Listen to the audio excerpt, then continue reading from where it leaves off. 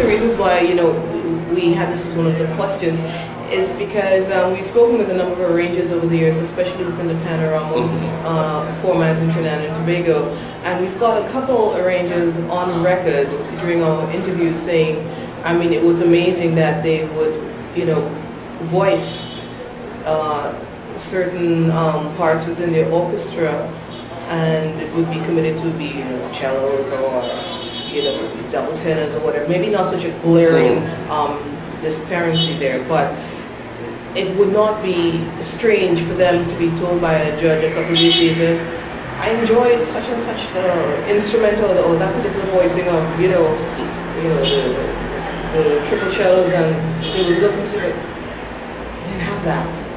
And, you know, they have also, of course, been concerned because if the adjudicator could not really recognize the distinction, how then could they have been said, well, you know, we believe and we are comfortable that we were adjudicated fairly. Right. So it seems to be it is a source of concern. In defense of adjudicators,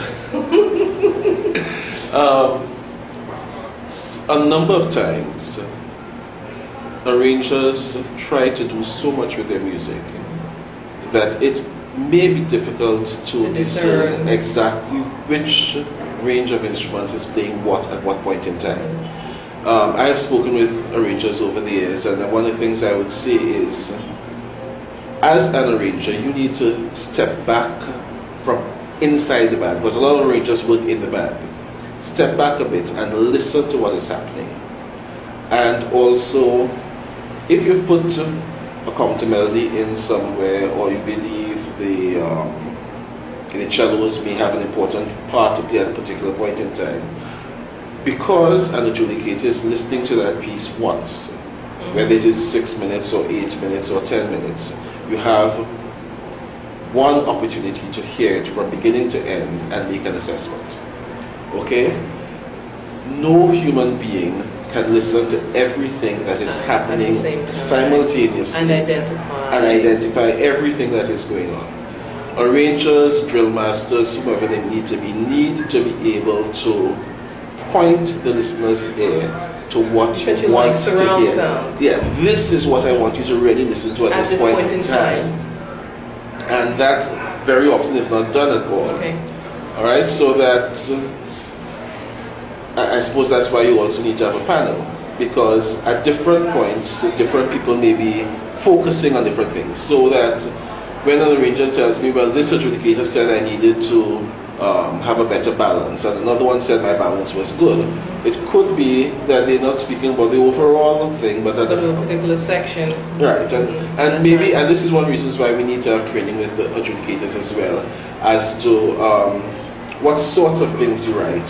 So if you're talking balance, you may need to say, at this point in time, your balance should have been improved. But again, when you look at the adjudicator's score sheet, the space for comments is so minuscule. Yes, indeed. I'm a person who tends to write a lot, and very often people won't understand my writing because I'm trying to cram so much into that little space. I remember...